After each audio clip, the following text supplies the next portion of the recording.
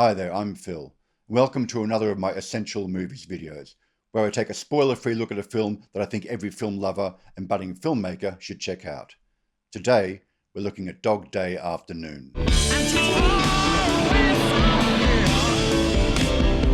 Dog Day Afternoon was released in 1975, directed by Sidney Lumet and starring Al Pacino. It is based on a true story.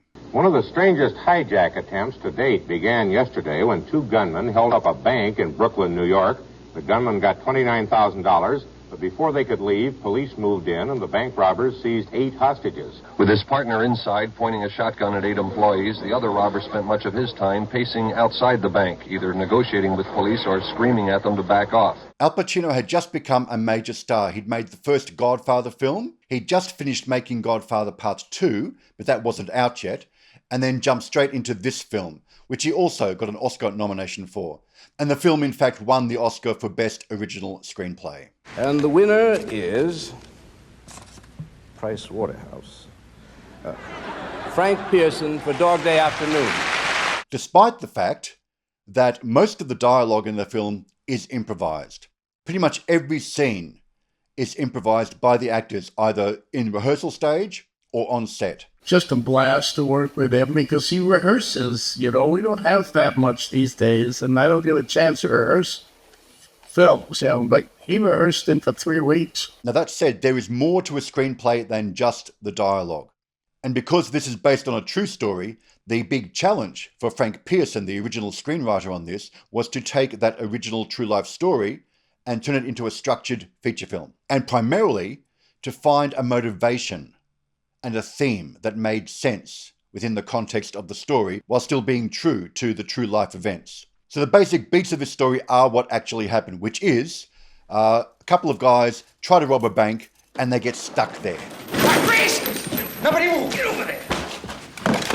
And it turns into a kind of hostage siege situation, with the bank robbers inside trying to work out what to do, how to get out, and the cops outside. It's for you. What? Telephone call. For you. And in fact, there's a phone conversation that happens much later in the film, and I won't spoil for you what that's about, but that lengthy phone conversation was completely improvised. Al Pacino reportedly did not sleep much and did not eat much during the making of this film. Al Pacino's very method, of course, and he wanted to be as wiry and tense and anxious as the character is meant to be in the situation. And to achieve that, he didn't sleep, he didn't eat. So for most of this film, he's essentially running on nervous energy, which is what the character required. What do you want? Hey, Sonny, there's a girl under that desk over there.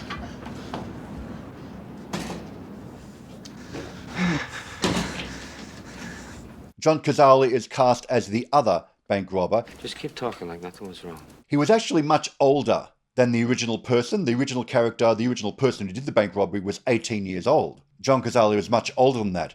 And he is famous for being in 4 of the greatest films ever made and then unfortunately dying of cancer. Those being The Two Godfathers, Dog Day Afternoon, and The Deer Hunter. Sidney Lumet is one of my favourite directors. I've already looked at 2 of his other films, Network and 12 Angry Men. I'll probably get through most of his films eventually in these Essential Movies roundups. Dog Day Afternoon is worth watching as a budding filmmaker, first and foremost because it's a spectacular thriller.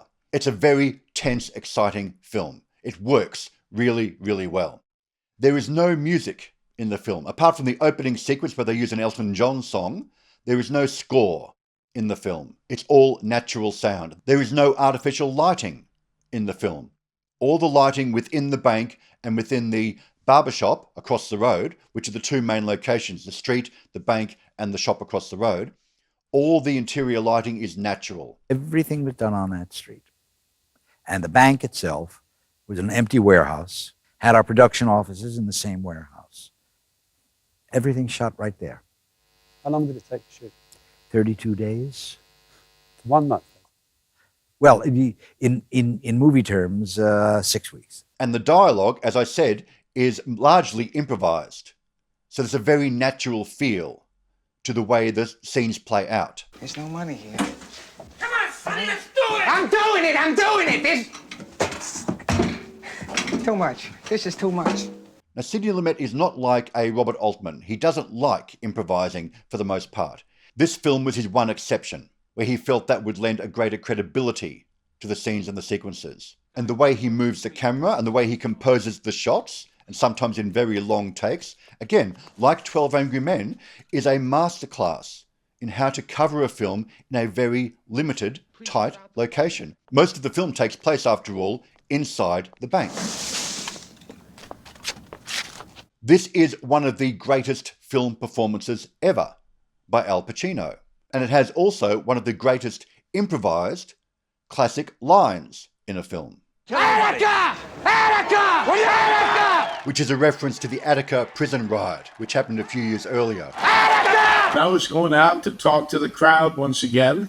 We were shooting it, and I was on my way, that handkerchief in the door, and to open it, and he just pulled me aside. His name was Bert Harris, and he was an AD, assistant director to Sidney Lumet. He said, "Say Attica."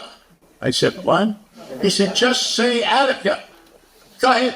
And give me the old pat. I'm out there, of course, sure enough, I started on the police, and pretty soon I just blurted out, "Remember Attica? Attica!" And they went crazy, and the extras went nuts.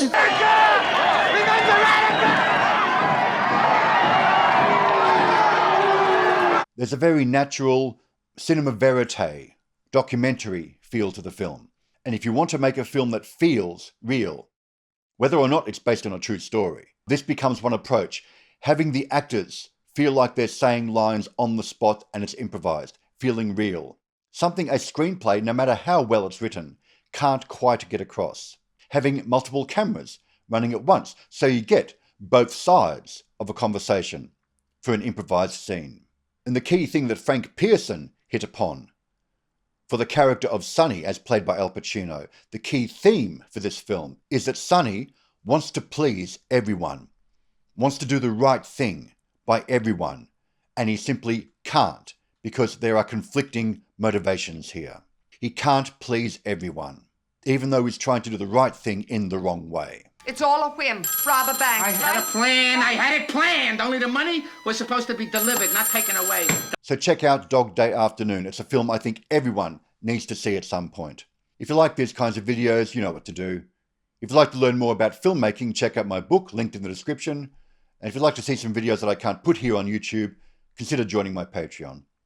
Thanks for watching. I'll see you next time. You got it, man! You got it!